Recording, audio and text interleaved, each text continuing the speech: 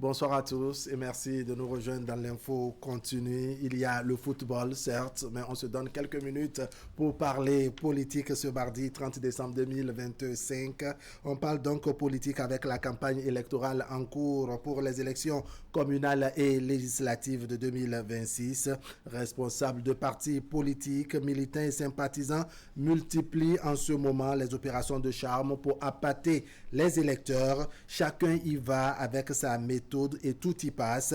Nul doute que c'est la saison des promesses. Oui, la saison des promesses, même les plus rocambolesques. Sur le terrain, on livre déjà des discours teintés pour flatter la passion des électeurs. On tente ce soir d'analyser la nature des narratifs utilisés par les uns et les autres sur le terrain. Nous sommes avec Delphin Gangana. Delphin Gangana, bonsoir. Bonsoir, M. Wahab. Bonsoir à tous les téléspectateurs. Allez, votre co-débatteur de tous les mardis va nous rejoindre tout à l'heure. C'est Paul Arnaud Deguenon. Il a quelques ennuis en circulation, mais il promet être là. On va d'abord commencer.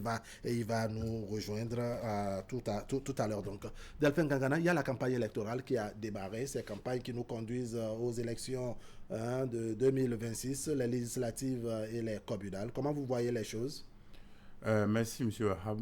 À part le fait qu'il faut constater que de jour en jour, certains événements perdent de leur faveur, de leur joie et ne donnent plus le même goût. Parce qu'avant, les fêtes de fin d'année, ça donnait un engouement. La fête de l'indépendance donnait de l'engouement, mais vous allez constater que de jour en jour, ça perd de l'engouement, de faveur, parce que peut-être que les gens sont déjà trop habitués, les gens sont préoccupés à faire autre chose, ou certains ne croient plus trop à certaines choses, ou certainement... Pour ces fêtes, on peut dire que peut-être que les enfants d'hier ont grandi, donc c'est pour ça que bon, ça n'a plus d'importance. En plus, il faut aussi dire que la technologie a évolué de sorte à ce que les choses qui se faisaient autrement avant se passent d'une autre manière aujourd'hui, de sorte que, bon, est-ce que c'est que la vie devient de plus en plus facile et que les choses deviennent de plus en plus placides? Sinon, oui, il y a campagne sur le terrain, mais il faut aussi constater, c'est quoi? Si vous avez 25 enfants et que 10 sortent en même temps de la maison, les gens vont trouver quand même qu'il y a beaucoup de personnes qui sont sorties. Mais si vous avez juste 4 enfants et que 2 sont sortis, on ne verra pas l'importance du nombre. Donc, du coup, on peut dire que la perte de la faveur, est-ce que ce n'est pas à cause du nombre de partis politiques qui se trouvent aujourd'hui en campagne sur le terrain? Est-ce qu'on ne peut pas aussi voir de ce côté? La saison, le début est toujours... Oui. Alors, il y a également cet aspect, on se connaît, on attend souvent la dernière minute et autres. Doit-on s'attendre à une effervescence des grands moments, disons, comment dire, presque à la fin de la campagne? Peut-être on se dit que c'est le début. Et je pense bien, parce que oui, c'est peut-être comme une course, c'est peut-être du marathon. Les gens se disent, bon, si je commence très fort au départ, peut-être que je vais m'essouffler très vite, donc il faut aller tout doucement. Oui. Et puis retrouver ma vitesse de croisière, peut-être à un moment donné. Est-ce que c'est ça ou c'est juste l'autre habitude de ce que, bon, on fait toujours tout à la dernière minute, puisque vous allez voir, on lance l'ouverture de dépôt des dossiers, mais c'est le dernier jour. C'est le dernier jour. Cette fois-ci, pour la campagne, on n'a pas attendu les derniers jours, mais on se dit que la ferveur... Non, on ne sent pas la ferveur. D'accord. Alors, comment cela se justifie? Est-ce que c'est peut-être parce qu'il y a aussi ces réseaux sociaux qui ont été pris d'assaut qui fait que, bon, on ne note pas l'effervescence sur le terrain et que beaucoup de choses se font sur les réseaux sociaux? C'est en partie ça, parce qu'aujourd'hui, beaucoup de choses se passent, en tout cas, passent par les réseaux sociaux. Donc, du coup, les gens trouvent que... Évolution de la technologie. Voilà, pour la technologie. Donc, les gens trouvent que pour toucher très vite un bon nombre, il faut peut-être passer par les canaux actuels de communication qui se trouvent avec les réseaux sociaux. Donc, les gens choisissent peut-être peser, en tout cas, se baser sur les réseaux sociaux pour le départ. Mais toujours est-il qu'il y a certains sur le terrain qui font leur campagne de la manière ancienne. D'accord. Paul Arnaud Deguenon, vous avez bravé la circulation. Ce n'est pas facile. Mais sérieux, à un moment donné, j'ai dû m'abandonner la voiture pour prendre un taxi. Non, ça fait plaisir. Merci vraiment pour cet effort parce que bon, c'est les derniers jours. Voilà. Nous sommes le 30, c'est l'avant-veille de la fête, donc la circulation est intense, tout le monde veut, je dirais, tout le monde veut fêter. Est-ce que cela ne justifie pas, n'est-ce pas, également, je dirais, la monotonie qu'on note au niveau de la campagne? On se dit que certaines veulent, ou beaucoup veulent se préoccuper ou se concentrer sur les fêtes d'abord, avant, qu'on vienne parler proprement campagne. Est-ce que ce n'est pas ça, Paul-Arnaud Degueno? Bon, d'abord, il faut remarquer que je crois que c'est la deuxième fois que nous faisons des élections pendant les temps festifs. Oui. Et le Béninois n'est pas habitué à cela. Donc, c'est maintenant que nous sommes en train d'apprendre à aller au vote pendant les temps de fête. Parce que le dernier cas, on se souvient, pour 2023, c'était le 8 janvier. 8 janvier 2023. Cette fois-ci, ce serait le 11 janvier. C'est vrai. Allons-y. Et puis l'autre chose, vous voyez, sous Patrice Talon, bon, les élections, il n'y a plus l'autre chose là qui circule beaucoup. Vous voyez de quoi je veux parler. Et donc, moi, je ne vois rien. En tout cas, suivez mon regard. D'accord, allons-y. Vous voyez, donc du coup, c'est difficile, c'est compliqué. Rien qu'à prendre nous, hommes de médias. Vous voyez, généralement, au temps d'élections comme ça, c'est souvent les périodes où l'on fait le jackpot. Mais aujourd'hui, on est réduit presque à rien du tout, à pratiquement rien du tout. On n'est même presque pas sollicité, vous voyez. On n'est pratiquement pas sollicité et tout. Donc, c'est ce que nous vivons. Je pense que c'est ça qui se transpose également au niveau donc, des citoyens. Les gens se sentent de moins en moins concernés, vous voyez, et il y a donc de moins en moins d'engouement. Et malheureusement, on constate que moi, j'ai circulé un peu dans la ville, à part dans la ville de Cotonou, à part quelques affiches, vraiment, à part quelques affiches, notamment les grandes affiches, vous voyez quand même, vous sentez qu'il y a quelque chose qui se passe, mais dans la ville, il n'y a rien. On ne sent pas grand-chose, mais par contre, quand vous suivez, parce que j'ai suivi un peu l'actualité au niveau de la chaîne nationale, on sent quand même qu'il y a eu quelques actions, mais je ne sais pas comment ça se fait, mais moi, quand j'appelle mes frères du village et tout, bon, on se dit, eux-mêmes, ils se disent, il n'y a pas grand-chose. Effectivement, parce que hier, avec les confrères, hier, on avait Armand Videgla et Geoffroy Zanou. C'est vrai, on est revenu sur cet aspect où on sent que oui, sur les réseaux sociaux, on a des comptes rendus de telle partie était dans telle localité et autres, mais quand vous contactez les amis et autres dans cette localité, là, ils se demandent, mais quand même, c'est laquelle des localités finalement? Qu'est-ce qui se passe? Ils ne vivent pas les choses de cette même année. Mais vous, Delphin Gangana, ce sur quoi je veux vous écouter, c'est cette façon de faire les choses entre l'UP et le BR qui ont décidé ensemble de lancer leur campagne. Doit-on dire qu'à ce niveau, il n'y aura pas de rivalité sur le terrain alors que chacun va pour avoir les sièges à son profit? Oui, rivalité, il ne peut pas ne pas en avoir parce que j'ai coutume de dire, même avec votre femme dans votre foyer, il y a rivalité. Même dans le lit, il y a rivalité. Donc, il ne peut pas ne pas avoir rivalité. Mais bon, c'est pas parce qu'il y a rivalité qu'on ne peut pas s'entendre sur le minimum ou sur certaines choses, histoire de... Parce que nous sommes tous fils de ce même pays et nous battons pour le même objectif, le même développement. Donc, du coup, on peut parfois se donner la main, histoire de dire, bon, ok, après ça, on peut se faire encore je vais dire la guerre, oui, bon, le combat, parce que vous allez voir... On peut poursuivre nos adversités politiques. Deux bosseurs sur un même ring se tapent suffisamment, mais à la fin, s'embrassent encore. Et donc, du coup, on peut peut-être voir la chose de ce côté. Et l'autre chose, c'est de dire, bon, ok, même si harmonie n'est pas la chose la plus...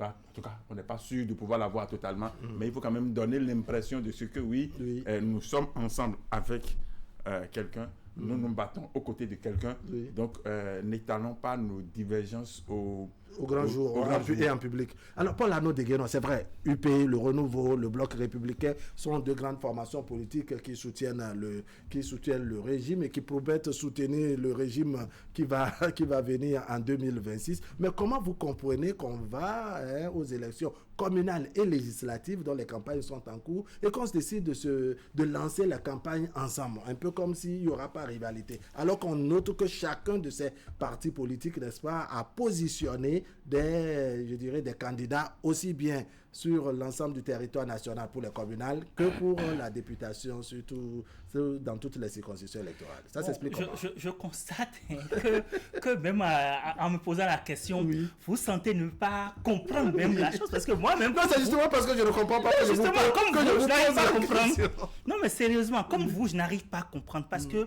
moi, je me disais que, bon, en amont, on pouvait comprendre qu'il y a eu des accords de gouvernance et autres, mais cette fois-ci, c'est le terrain de l'adversité. C'est le moment où chaque candidat doit aller défendre son projet de société.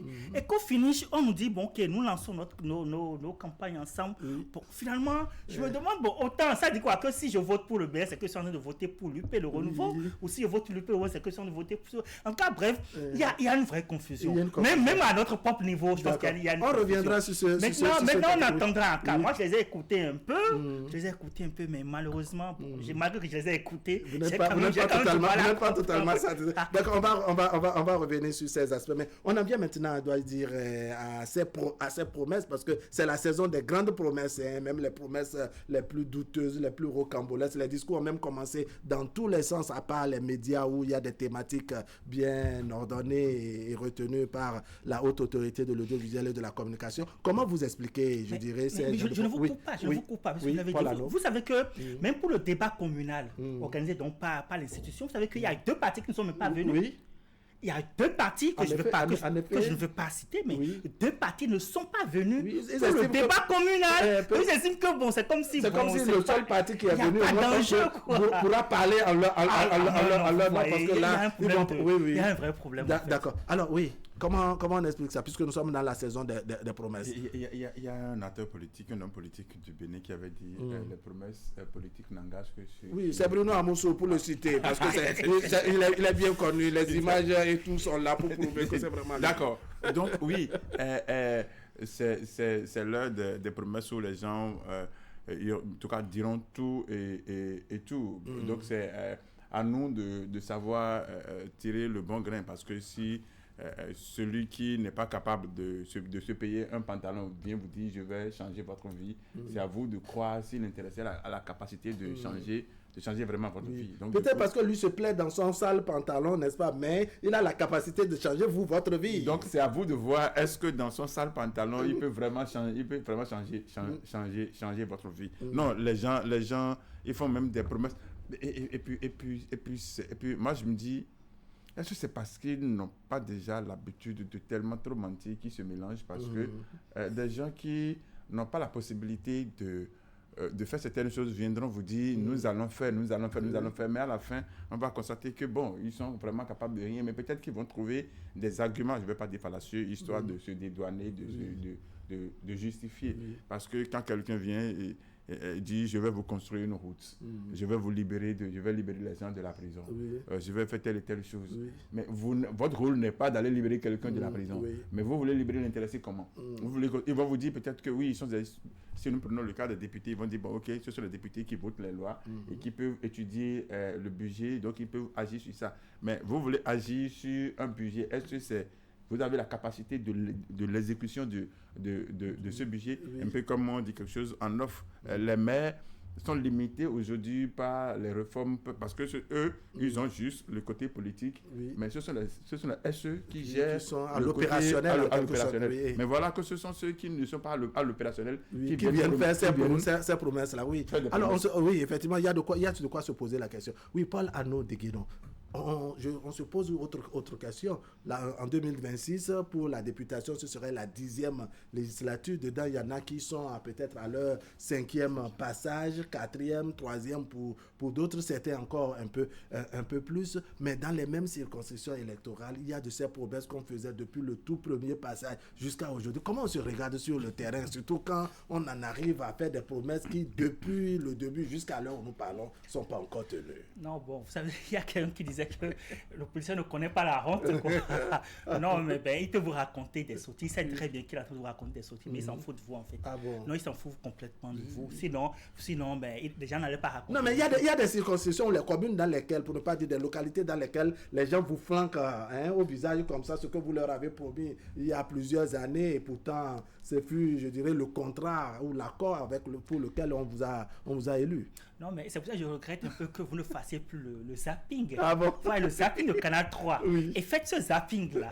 Les mêmes acteurs. Parce qu'aujourd'hui, qu'on le veuille ou non, il y a quand même beaucoup d'acteurs qui étaient avec l'ancien régime, celui de Boni Aïe, qui sont aujourd'hui avec le régime de Patrice Talon. Donc, écoutez le discours il y a quelques années et écoutez ces mêmes personnes avec le discours aujourd'hui. Non, vous allez réfatiguer. C'est ça. Non, et puis, il y a quand même un autre aspect que je voulais souligner. Vous savez, ce qui fait une élection, ce qui fait une campagne électorale, ce sont les rivalités. Oui. Et aujourd'hui, il y a quoi sur le terrain? Il y a les partis du bloc présidentiel, PR et autres. Et puis, en face, on va citer LD et puis dans une certaine mesure, FCPE. D'accord. Mais quand vous écoutez le discours donc, de LD aujourd'hui, qu'est-ce qu'ils disent? Ils disent qu'ils n'ont pas de l'argent. Oui. Ils n'ont pas de l'argent, que jusqu'à aujourd'hui, on ne leur a pas donné leurs frais de campagne. En tout cas, ce qui leur revenait, qu'ils n'en ont pas reçu légalement, ce qu'ils doivent avoir légalement, ils ne l'ont pas reçu. Et que du coup, ils n'ont pas de l'argent pour pouvoir faire campagne. Et que justement, quand vous circulez dans la ville, on remarque beaucoup plus donc, les affiches de l'autre camp, mais on ne retrouve pas leur affiche.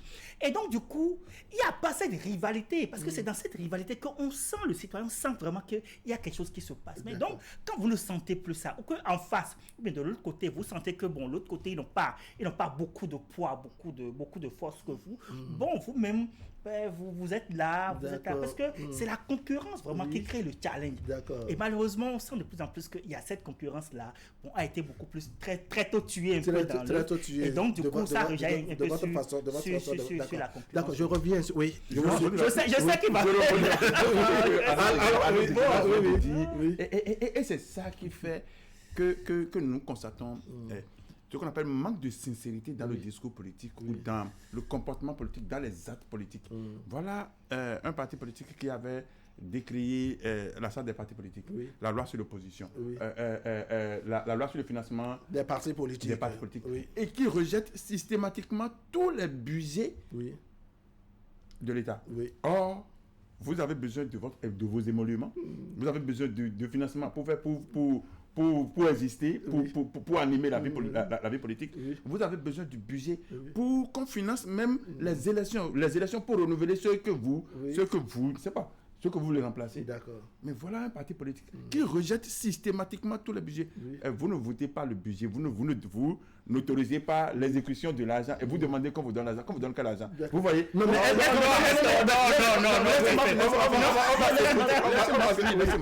allons-y, finissez. C'est pour ça. Si vous savez que vous avez besoin de quelque chose, alors, donc ne jouons plus à l'hypocrisie. Vous trouvez que c'était une hypocrisie, n'est-ce pas? Parce que oui, on avait dit que le financement des partis politiques, que ce n'était pas nécessaire à l'époque. Et que les lois sont votées par des députés qui sont à la solde. Alors, sur ce petit détail, Paul Arnaud de Guénon, il y a que toutes les formations politiques, n'est-ce pas, estiment que oui, les mêmes problèmes, je dirais, décriés, eux-mêmes, ils n'en ont pas bénéficié. Voilà. C'est-à-dire que toutes les formations politiques même de la mouvance, de l'opposition, de la mouvance, n'est-ce pas, subissent, je dirais, les mêmes problèmes. Maintenant, quand on a travaillé, Paul Arnaud de Guénon, quand on a travaillé à ce que les réformes dans lesquelles nous sommes et que nous vivons, est-ce que nous éprouvons et qui nous éprouvent également, n'est-ce pas, quand on a travaillé à ce que l'argent vraiment puisse, que l'argent soit totalement ou véritablement absent durant la campagne, est-ce qu'on ne peut pas dire que vraiment c'est un gain qu'on devrait oublier à faire d'argent et travailler sur le terrain? Ou bien l'argent est toujours nécessaire? Non, de toute façon, si vous voulez mobiliser des gens, tout au moins vous allez vous déplacer. Et je ne pense pas que jusqu'à aujourd'hui on arrive à mettre de l'eau. Conclusion, il faut le minimum. Il faut le minimum. Il faut le minimum, c'est évident. Et puis, je ne pense pas aussi que le fait de ne pas avoir voté une loi à l'Assemblée vous épargne, vous êtes épargné de cette loi-là. Du moment où la loi a été votée, que vous avez été contre ou pour, la loi, elle s'impose à vous. Et donc, du coup, ce qui constitue votre devoir demeure votre devoir et ce qui constitue votre droit demeure votre droit, que vous ayez voté pour ou contre. Oui. Donc, on se pose la question, mais pour un parti vraiment qui s'était opposé à ces financements des partis politiques, est-ce que ce n'est pas parce qu'il comptait sur autre chose? Dire que, bon, maintenant que nous n'avons pas, je dirais, ces financements-là, que nous n'avons pas ce retour, eh bien, puisons dans nos propres forces, dans nos propres énergies, dans nos propres, je dirais, données pour agir. On ne peut pas leur imposer leurs devoirs et leur soustraire leurs droits. Ce n'est pas possible. Puisque, du moins, les lois ont été votées, les devoirs qui leur ont été opposés. Donc, ils n'ont pas le choix par rapport à leurs devoirs. Donc, de la même manière, on ne peut pas leur dire que leurs droits vont être soustraits. Ce n'est pas possible. Non, moi, je ne parle pas de droits soustraits. La question que je vous fais, c'est quoi? C'est un parti politique, oui, comme le soulignait Delphin Gangana, qui s'était opposé à ce qu'il y ait, je dirais, de financement des partis politiques. C'est dire que c'est un parti qui se trouve capable, n'est-ce pas, d'agir, même s'il n'a pas de financement. Pour dire qu'aujourd'hui, qu'il n'y a pas de financement, aussi bien pour l'opposition que pour la mouvance, pour la circonstance, n'est-ce pas? Eh bien, ce parti devrait être capable de puiser dans ses propres réserves et faire la campagne, et faire le travail. Je ne suis pas porte-parole de ce parti. Non, c'est juste une question. Mais nous sommes sur la phase d'analyse. Oui, mais par contre, ce que je peux dire, c'est que du moment où une loi a été votée, ça s'impose à tout le monde. Le régime a l'obligation. Il s'agit parce que ce que nous faisons, ça devient de la subjectivité. Et du moment où la loi a été votée, et plus c'est une loi portée par le régime lui-même. Donc, c'est que le régime en amont sait que je dois faire telle dépense. Et donc, si après avoir fait tout ça là, finalement dire que non, finalement ne pas souscrire aux obligations contenues dans la loi que vous avez décidé de voter, c'est qu'il y a un problème d'incohérence. D'accord. Alors, on va évoluer dans le débat et parler des questions de promesses électorales. Quelle serait cette fois-ci la réaction, je dirais, selon vous, parce qu'on parle de maturité du peuple béninois, quelle serait selon vous la réaction du peuple ou des populations une fois qu'on leur ramène pratiquement les mêmes promesses qu'elles avaient déjà entendues lors des dernières ou de plusieurs législatures en arrière, toujours avec les mêmes acteurs surtout? Vous savez, la politique politicienne a gangréné tout le système et a envahi tout le monde, de sorte que ceux qui devraient faire certaines choses n'arrivent plus à le faire. C'est vrai que Paul-Arnaud Diguénon a oublié de dire que le financement, c'est pour tous les partis politiques qu'on a manqué, ce n'est pas seulement pour les démocrates. Vous savez, à l'avènement du régime de Patrice Talon, il y avait un club ou bien la société civile où on avait dit, un peu comme Présimètre, où on faisait au Sénégal, les gens faisaient au Sénégal. Ils avaient commencé ici pour c'est-à-dire suivre le régime dans ses réalisations, dans ses promesses, pour voir qu'est-ce que vous avez prévu faire et qu'est-ce que vous avez fait, qu'est-ce que vous n'avez pas fait. Mais et pourquoi vous ne l'avez pas fait? Et quand est-ce que vous allez faire? Quelles sont les difficultés que vous avez? Histoire de permettre à la population de suivre et aussi aux dirigeants d'être sincères. Mais ils ont fait une première, une deuxième édition et puis ça n'a plus marché. Parce que quoi? C'est soit que si on le faisait ainsi, ça va amener le président à bien travailler. Et si le président travaille bien, peut-être que ça ne va pas profiter à d'autres personnes. Et que donc, du coup, les choses... Ça devient également une forme de contrôle de l'action gouvernementale. Voilà. Et ce contrôle, si c'est que le président faisait bien, c'est que ce contrôle, ce n'est plus le président qui va même dire « j'ai bien fait ». Ça se voit. Ça se voit. Et c'est la société civile qui fera désormais son éloge. Mais si on le fait ainsi, est-ce que ça profite à la société civile? Donc, du coup, le calcul, c'est pour ça que je dis la politique politicienne. Sinon, normalement, même si la population ne peut pas dire « vous nous aviez promis telle chose avant », mais c'est peut-être les médias, c'est peut-être la société civile qui va dire « mais vous nous aviez déjà dit telle et telle chose ». Il devrait, parce que compte pouvoir, mais ce n'est pas l'Assemblée qui viendra dire aux choses sur le terrain par rapport à ceux qu'il a envoyés sur le terrain. Donc, du coup, c'est ceux qui sont là pour s'occuper de la population, pour être des porte-parole d'une autre manière de la population qui devrait pouvoir dire non, les gens sont en train de proposer telle et telle chose. Mais ça, ce n'est pas le rôle. Alors, Paul-Arnaud Diguénon, quand on fait les campagnes, on suit sur le terrain, on a un discours qu'on tient quand il s'agit des médias, surtout avec les thématiques retenues. Mais sur le terrain, on sent que c'est autre chose qu'on s'en va dire là-bas. On se demande, est-ce qu'on pense qu'on est vraiment beaucoup plus contraint quand il s'agit des médias et quand on est genre nez à nez avec la population, il faut leur servir le discours qu'il faut. Un peu comme vous, médias, là, bon, voici ce que on peut vous servir. Mais nos populations, nous savons comment leur parler là-bas. Non, et c'est normal. Vous savez, parce que ce ne sont pas les mêmes oreilles qui vous écoutent. Donc, il faut adapter le discours en fonction de l'oreille à qui le message était. Mais les mêmes oreilles, n'est-ce pas, qui vous ont écouté face à face, peuvent venir allumer une radio ou bien une télévision et écouter les mêmes personnes ou le même parti en train de lui dire peut-être, en tout cas, trouver une nuance entre ce qui s'est dit à la radio, à la télévision et ce qu'on lui a dit en face. Oui, mais mon frère Wahab, vous savez que même vous-même, quand vous êtes devant la caméra, la façon dont vous parlez, c'est pas la même façon quand vous êtes hors caméra. Ah bon? Non, vous savez que le discours s'adapte toujours. Ça s'adapte toujours. Et non, donc je pense que c'est tout à fait normal. Et puis, quand vous êtes sur le terrain, c'est comme le dit, c'est une action de proximité. Donc, vous parlez vraiment de façon directe à celui qui vous regarde droit dans les yeux. D'accord. Vous voyez? Alors que quand vous êtes devant la caméra, là, vous embellissez le discours. D'accord. Alors maintenant, on se pose la question de savoir comment certains arrivent à s'en sortir sans crainte, n'est-ce pas? On s'adresse à des populations avec qui on vit depuis des années, depuis plusieurs passages à l'Assemblée nationale. On leur fait les mêmes promesses, mais aucune d'entre elles n'est tenue jusque-là. Et pourtant, on a le courage de revenir devant cette même population tenue de discours face à face. Non, c'est pour ça que, franchement, parfois j'ai envie de devenir politicien. Pour aller connaître ce secret-là. Le secret de pouvoir dire en griffe des mensonges et revenir encore devant la même personne, lui répéter encore la même chose et que cette personne continue toujours de vous croire. Il go pour ça. Non, mais c'est vraiment, c'est incroyable. C'est incroyable. Malheureusement, c'est ce que nous constatons. Et franchement, je suis curieux de savoir, mais quel est le secret? Peut-être que Delphin Gangana a le secret. C'est quoi le secret? Depuis 4-5 législatures en arrière, n'est-ce pas, les mêmes personnages reviennent vous tenir le même discours. Nous ferons ci, nous allons faire ci, nous allons.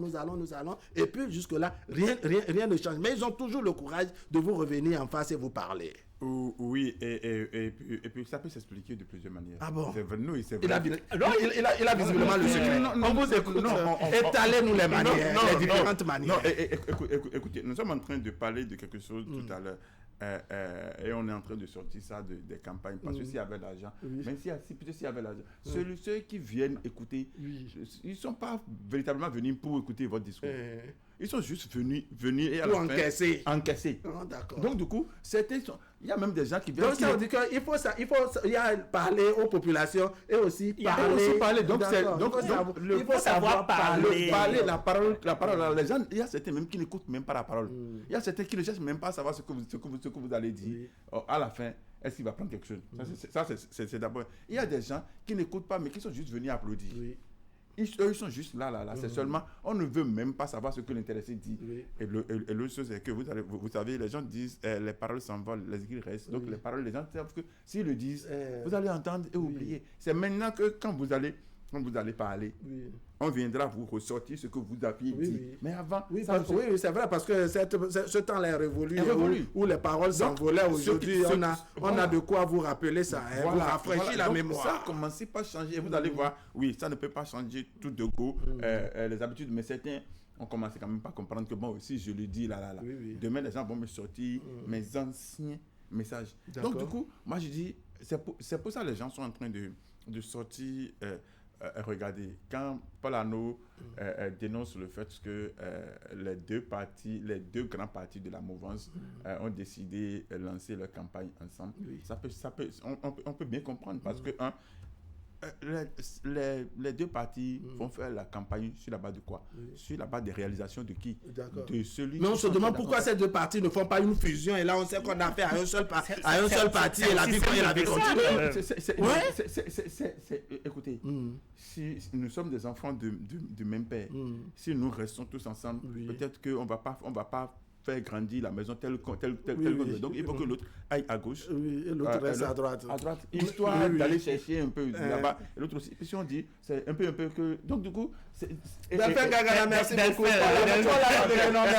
Mesdames et messieurs, ce serait tout pour aujourd'hui. Merci de nous avoir suivis. On aura Delphin Gangana la prochaine fois pour nous délivrer encore le reste des secrets parce qu'on aura d'autres occasions pour je dirais décortiquer les messages qui sont déjà passés au niveau des différentes formations politiques. Mesdames et messieurs, la rediffusion tout à l'heure à 23h et demain autour de 10h30. On se donne rendez-vous à 20h demain. Allez, portez-vous bien.